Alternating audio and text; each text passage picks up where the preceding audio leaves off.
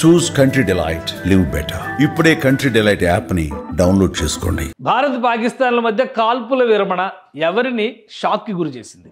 భారతీయుల కంటే ఎక్కువ షాక్ అయిన వారు కూడా ఉన్నారంటే అవుననే సమాధానం వస్తుంది.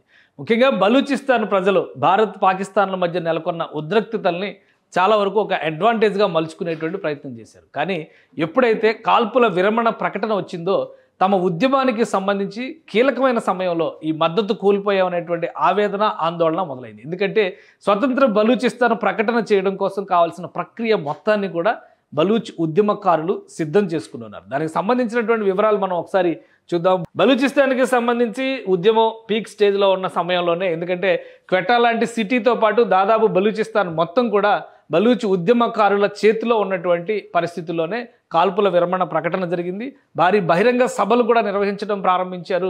ఖచ్చితంగా ఈసారి స్వతంత్ర బలూచిస్తాన్ ఆవిర్భవిస్తుందనేటువంటి ధీమాతో ఉన్నారు. అయితే ఎప్పుడైతే భారత్ కాల్పుల విరమణ ప్రకటించిందో కొంత అయోమయంలో పడ్డారు. అయితే వెంటనే తేరుకుని వాళ్ళు తమ వంతుగా భారత్కి సాలిడారిటీ తెలిపేటువంటి ప్రయత్నం చేస్తున్నారు. ఇగో సాలిడారిటీ హ్యాస్ నో బార్డర్స్ అంటూ కొన్ని ప్లకార్డ్స్ రెడీ చేసుకుని ఫోటో క్యాంపెయిన్ చేస్తున్నారు సోషల్ మీడియాలో పెద్ద ఎత్తున. బలూచిస్తాన్ ప్రజలు, బలూచిస్తాన్ ఉద్యమకారులు. అసలు బలూచిస్తాన్ ఉద్యమానికి సంబంధించి చూడాలంటే ఇందులో కీలకమైనటువంటి 3 వర్గాలకు సంబంధించిన పోరాటాన్ని మనం డిస్కస్ చేయాల్సి ఉంటుంది. అందులో ఒకటి బలూచిస్తాన్కి సంబంధించి ప్రజాస్వామ్య పద్ధతిలో ఉద్యమం నడిపిస్తున్నటువంటి డాక్టర్ మహ్రాగ్ బలూచ్, తర్వాత ఇప్పుడు ఆయుధాన్ని పట్టి ఉద్యమం చేస్తున్నటువంటి బలూచ్ లిబరేషన్ ఆర్మీ, అలానే గత దశాబ్దాలుగా పోరాటం చేస్తున్నటువంటి బలూచిస్తాన్ లిబరేషన్ ఫ్రంట్.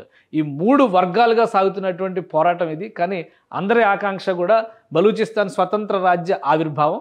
ఆ ఆవిర్భావానికి సంబంధించి డాక్టర్ మహ్రాగ్ బలూచ్ చేస్తున్నటువంటి ఆందోళనకి, ప్రజాస్వామ్య పద్ధతిలో జరుగుతున్నటువంటి ఆందోళనకి బలూచిస్తాన్ అంతటా కూడా విశేషమైనటువంటి మద్దతు లభిస్తుంది. అలానే బలూచ్ ప్రజలు బహిరంగంగానే తమ హక్కుల కోసం పోరాడుతున్నారు. అంతర్జాతీయ మీడియా నుంచి అంతర్జాతీయ వేదికల వరకు తన గళాన్ని బలంగా వినిపించడంలో డాక్టర్ మహ్రాగ్ సక్సెస్ అయ్యారని చెప్పిన విషయాన్ని మనం అర్థం చేసుకోవచ్చు. కానీ లిబరేషన్ ఆర్మీ వచ్చిన తర్వాత ఉద్యమ పదంలో అడుగు ముందుకు పడేటువంటి అవకాశం దక్కింది. ఈ క్రమంలోనే పోరాటాన్ని ఇంకా పూర్తి స్థాయిలో విప్లవ పంథాలో నడిపిస్తున్నారు. సో నగరాల ఆక్రమణ పూర్తి కావడం, ఒక దశలో మొత్తం రాష్ట్రం మొత్తాన్ని కూడా తమ స్వాధీనంలోకి తీసుకుని కొత్త దేశం ఆవిర్భవిస్తుంది అని దానికి కావలసినటువంటి ప్రణాళికను కూడా బలూచిస్తాన్ ప్రజలు సిద్ధం చేసుకోవడం ఆసక్తికరమైనటువంటి అంశం. ఇది బలూచ్ ప్రజలు చేస్తున్నటువంటి భారతదేశానికి సంబంధించి Baloch and Indian friendship only weapon that will dent, damage and destroy the devil Pakistan అని చెప్పని క్యాప్షన్స్ ఇచ్చారు. సో ఇవన్నీ కూడా చిన్న పిల్లలతో కూడా చివరికి భారతదేశం పట్ల వాళ్ళకు ఉన్నటువంటి ప్రేమానురాగాల్ని ప్రకటించేటువంటి ప్రయత్నాలు చేశారు. దీనికి ఇప్పుడు తాజాగా బలూచిస్తాన్ లిబరేషన్ చార్టర్ అనేటువంటి పేరుతో కావాల్సినటువంటి లిటరేచర్ మొత్తం కూడా బలూచ్ ఉద్యమకారులు రెడీ చేసుకున్నారు. భారత్ పాకిస్తాన్ల మధ్య ఉద్రిక్తతలు ఉన్నటువంటి సందర్భంలోనే లిబరేషన్ ప్రకటన చేసేందుకు కావాల్సినటువంటి ప్రణాళిక. వీళ్ళంతా కూడా ప్రజాస్వామ్య ఉద్యమకారులు. 3 పందాలుగా జరుగుతుంది ఈ ఆందోళన అని చెప్పని మనం అనుకుంటున్నాం. ఒకటి ఆయుధాలతో జరుగుతున్నటువంటి విప్లవ పోరాటం అయితే, మరొకటి ప్రజాస్వామ్య పద్ధతిలో డాక్టర్ మహ్రాగ్ బలూచ్ ఆధ్వర్యంలో కేవలం ఒక మహిళ అయినప్పటికీ కూడా బలూచిస్తాన్ మొత్తాన్ని కూడా ఒకటిగా చేయగలిగింది. అలానే పాకిస్తాన్ ఎదిరించి ప్రజాస్వామ్య పద్ధతిలో అనేక వేదికలపైన బలూచ్ ప్రజలకి సంబంధించినటువంటి హక్కుల ప్రకటనని చాలా స్పష్టంగా ఆమె వినిపించగలిగింది. అలానే ఆమె తండ్రి కూడా బలూచ్ ఉద్యమకారుడిగా ఉండి అనేక సందర్భాల్లో పాకిస్తాన్ ప్రభుత్వం ఆయన్ని నిర్బంధించి చివరికి డెడ్ బాడీగా దొరికినటువంటి పరిస్థితి. దాదాపుగా గత 15 ఏళ్ల నుంచి 10 నుంచి 20 ఏళ్లలోనే 80,000 మంది బలూచిస్తానీయులు ఉద్యమాలు చేసినటువంటి బలూచిస్తానీయులు, ప్రధానంగా హక్కుల కోసం పోరాడినటువంటి బలూచ్ ప్రజలందరూ కూడా ఆచూకీ లేకుండా పోయారు. వారి ఆచూకీ తెలియజేయాలంటూ అనేక సందర్భాల్లో పాకిస్తాన్లో పెద్ద ఆందోళనలు నిర్వహించారు. అయితే ఉక్కు ప్రభుత్వం కాబట్టి, నిరంకుశ ప్రభుత్వం కాబట్టి పూర్తి స్థాయిలో ఈ ఉద్యమాలన్నీ కూడా అణుచుకుంటూ వస్తుంది.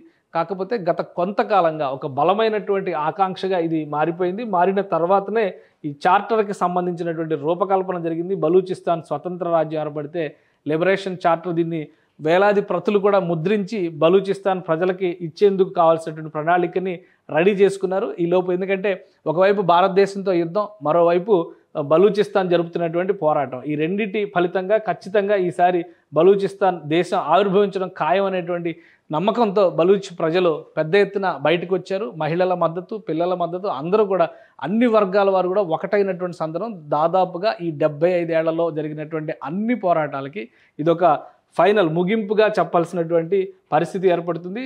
మహరంగ్ బలూచ్కు సంబంధించినటువంటి చరిత్ర గురించి చూడాలన్నా కానీ ఆమె అనేక దఫాలుగా వినిపించినటువంటి వాదనను చూడాలన్నా ఒక డాక్టర్, ఒక MBBS డాక్టర్ ఆమె.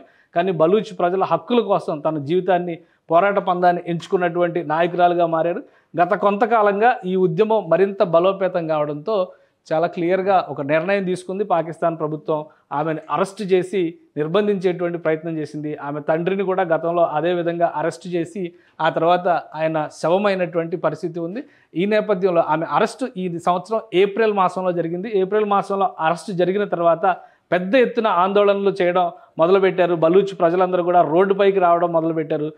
ఆమెని 600 గంటల పాటు నిర్బంధించగలిగింది ప్రస్తుతం ఉన్నటువంటి పాకిస్తాన్ ప్రభుత్వం. తర్వాత తప్పనిసరి పరిస్థితుల్లో అంతర్జాతీయ ఒత్తిడి ఫలితంగా విడుదల చేయాల్సినటువంటి అవసరం ఏర్పడింది. సో అదే సమయంలో భారత్ పాకిస్తాన్ల మధ్య ఉద్రిక్తతలు గత 2-3 నెలలుగా రాజుకోవడం, ఇవన్నీ కూడా ఒకటిగా మారి బలూచిస్తాన్ ఉద్యమాన్ని మరింత బలోపేతం చేశాయి. ఈ అంశాలన్నీ కలిసి వస్తున్నాయి కాబట్టి ఖచ్చితంగా ఈ దఫా బలూచిస్తాన్ స్వతంత్ర రాజ్యం ఆవిర్భవిస్తుందనేటువంటి మాటని చాలా గట్టిగా బలూచ్ ఉద్యమకారులు చెబుతున్నారు. భారత్ పాకిస్తాన్ల మధ్య కాల్పుల విరమణ జరిగిన సందర్భంగా భారత ప్రభుత్వానికి బాసటగా నిలుస్తామని చెబుతూనే బలూచ్ ప్రజల ఆకాంక్షని ప్రపంచ వేదికపైకి తీసుకువెళ్లడంలో భారత్ సహకరించాలనేటువంటి విజ్ఞప్తిని చేస్తున్నారు.